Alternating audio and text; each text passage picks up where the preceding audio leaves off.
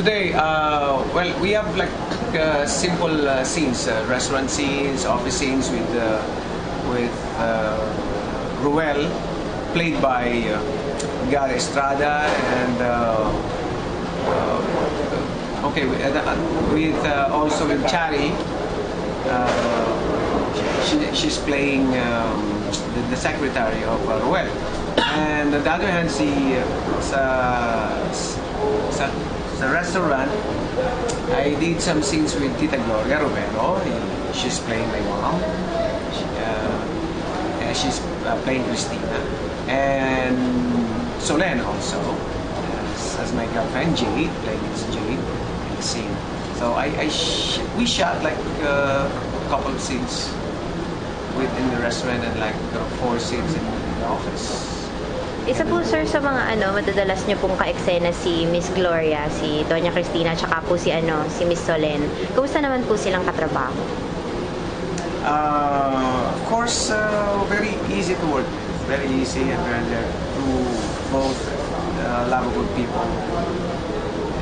Especially, like, of course, si Tita Glo, an honor to work with for me. Siyempre, matagal na sa industriya at nakakatrabaho ko pa malaki. Noon talagang pinapanood lang, di ba? Ngayon nakakasama mo na sa eksena. Hindi ko akalain, hindi sumagi sa aking panaginip na siya'y makakadaupang palad ko. Diba? So, maraming salamat. At nanay ko pa siya. Diba? Mahirap imagine, parang paano nangyari yung napakaitim ko? Siguro sa tatay. Si Miss Solen naman po. Huh? Si Miss Solen naman po, kumusta ang katrabaho? Si Miss Solen, napakabait na artista, napakagaling na artist. I'm big fan of Miss Solen as a painter because I'm a painter also. So I follow her career as a painter. As an actress, as a beginner, napakabilis ng progress niya as an actress. Kasi baguhan na siya actress. Ano naman po ang masasabi niyo tungkol sa bida po natin na love interest niyo rin po na si Lovelia? Yes, si Lovelia, si Miss Lovie po. She's a very fine actress. And napakabait niya, napakagaan katrabaho, napakagaan sa set. And I could see na mas gagaling pa siya for the next 3 or 5 years. Sisikat palalo siya because she's very very friendly, wala siyang tawag dito arte sa katawan, na very madali siyang kausapin, very easy to approach, at the same time very very professional. Ayun, napansin po namin na very light po yung set nyo dito sa APRAB. Curious lang po kami, how do you bond with the other cast members like si Sir Gary po, sila Miss Lisa? Do you have scenes with them or do you get together even off-cam? I've worked with Liz Lorena a long time when I was a beginner as an actor. Ang tagal ko na siya katrabaho. I've worked with her several times already from other soap. And Gary Estrada, nakatrabaho ko na siya siguro. Once kami nagkatrabaho niyan and madalas kami nakikita because the industry is very small. So, para kapatid ko rin si Gary. Kaya yung bonding namin, it's para pang bigla na lang nandiyan ang chemistry, bigla na lang nandiyan. Masarap magtrabaho kapag gano'n kasama ko. Nagkatawanan na kayo sa set and you feel very relaxed, wala nang inhibition. Isa po sir sa mga nasabi sa amin is that pag nasa taping daw po, all of you as a cast bond over food. Ano po ang best na pasalubong na natanggap ninyo or ibinigay niyo po sa mga cast members ninyo? Food, I gave him cake. Si Direk, pero ayoko na kasi si Direk, kain ng kain. Pero masarap bigyan ng food si Direk, kinakain niya talaga. But I feel guilty after that kasi syempre si Direk kailangan mag-diet ni Direk, kailangan ko mag-diet, so for a few days I stopped giving food, but I give them coffee, I give them anything that kung ano yung kakainin ko sa set, so I share it with them. Para hindi lang akong tataba, pati sila. Sama. Ayun. Daya ka nga eh. Nabanggit niyo po si Direk. Kumusta naman pong katrabaho si Direk Loris? Direk is so lovable, and you learn a lot of things from Direk. Kasi you'll grow as an actor. I love working with her. Actually, eto lang ang second ko. The first was Ang Bukas Ay Akin. Tagal na. Grabe, 1989. And papasalamat ako kasi sa malaking karangalan sa akin yun. I won my first award in my life as Best Supporting Actor from the movie sa Metro Manila Film Festival, 1989. Grabe, tagal na, no? So, I won 2 Best Supporting Actor awards, one from Catholic Mass Media, which is napakahirap mapanulunan ng award.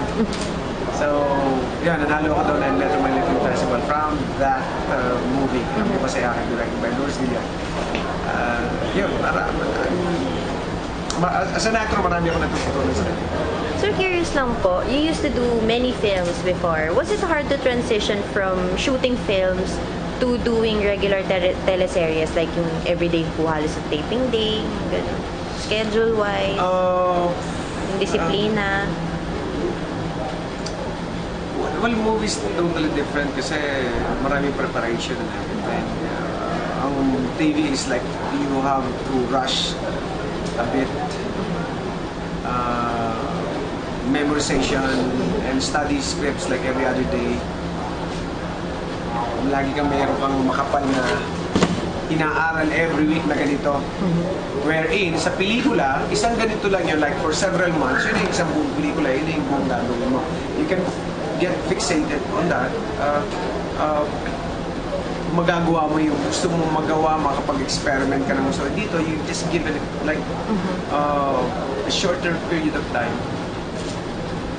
Ngayon pong nasa TV na po tayo. Medyo may kalungkutan doon as an artist. Talaga But po. that's it, that's life. And a challenge na. It's very challenging and fulfilling. Of course, so I just finished one a few months ago. Pero ngayon I'm starting to do a pre-prod of another film. Pero it's ngayon it's too premature to tell, and ano pa, tinatago pa namin kasi marami pang hindi tapos pag-usapan. So I'm afraid I cannot unfold the details of the movie.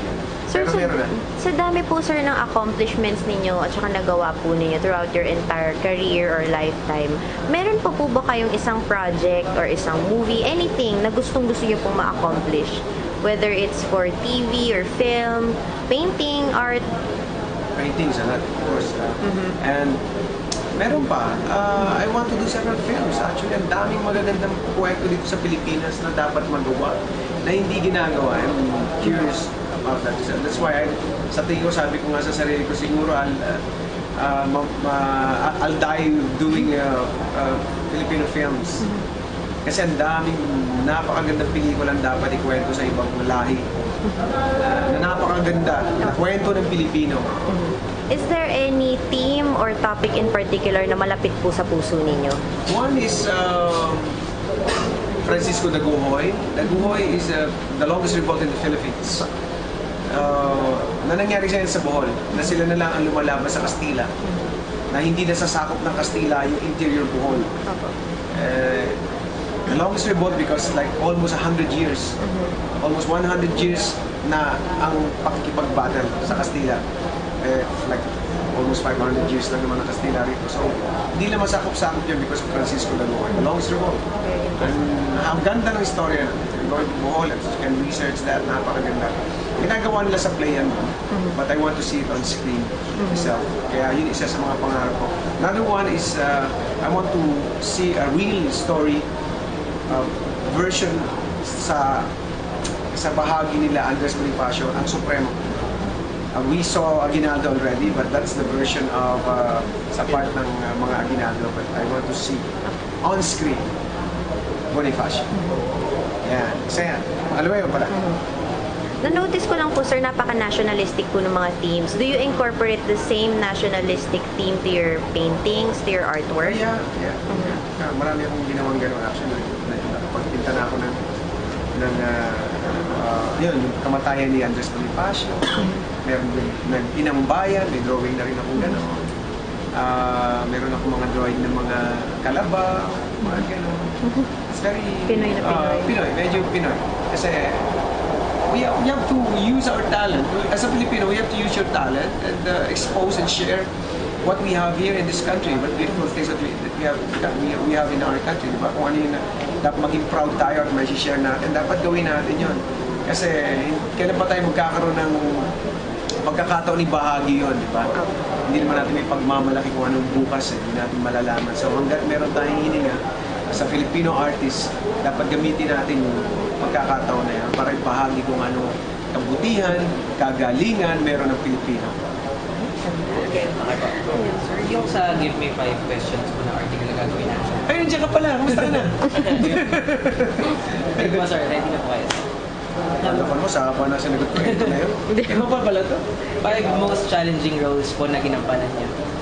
Jose Rizal, Muruami, The Great Raid, as Pahota, Bagong Buwan, Panglima, Alfredo Lim. Most memorable experience po na hindi makakalimutan sa showbiz.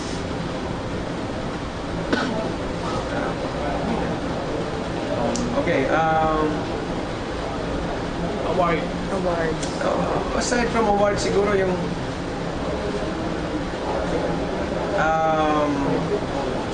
makasama ko ang aking anak sa pelikula, of course. Makasama ko yung mga artistang nung maliit ako pinapanood ko kasi wala naman, hindi naman sumagi sa panaginip ko na magiging artista ako. Ngayon kasama na ako sa pelikula. Yan. Hanggang ngayon kasi hindi pa rin mawala sa aking alaala yung ako'y tuntua at proud na proud dahil nakasama ko itong mga paborito kong artista. I'm a big fan of them.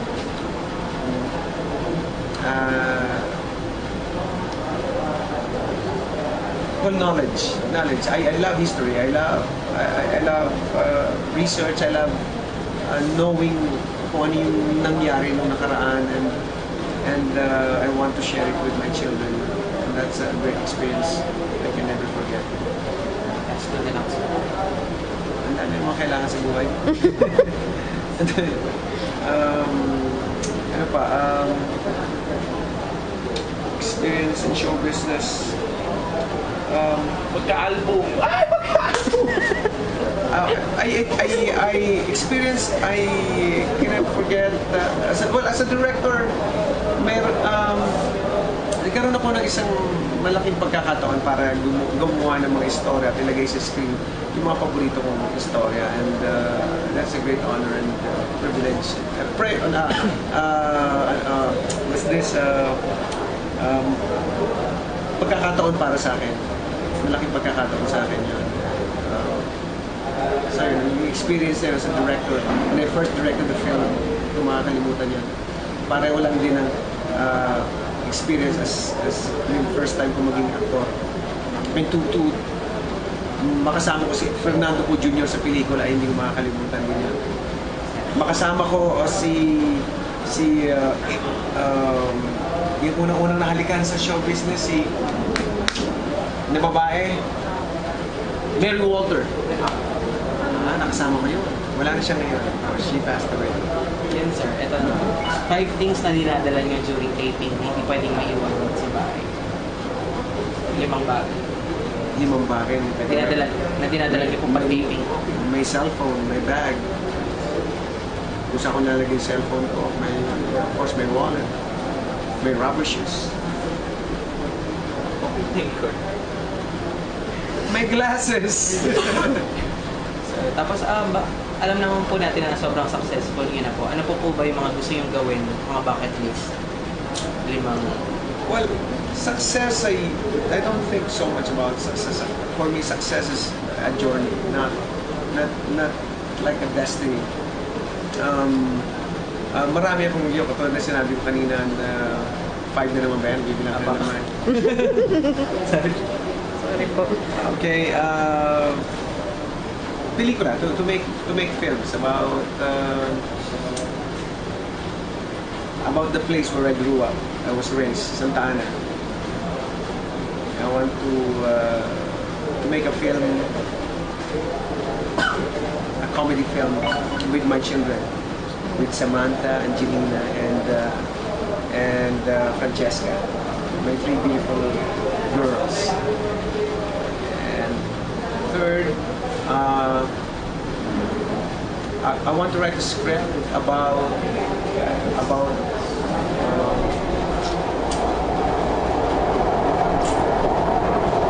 Sagada, and write about a beautiful love story about Sagada. And ano ba, tatlo na? Tatlo. I want to make a film about a painter, and I want to play it also and direct it. 5. It's all about film, right? Kayo po, kung ano pong kahit ilabas po after bucket list po na gusto mo gawin. Okay. I want to paint my mom. Sweet naman, sir. Sir, last na, 5 advices sa mga newbies sa showbiz. Mga newbies po, mga bagong pasok sa showbiz. 5 advices po para sa kanila. First, be sincere about yourself.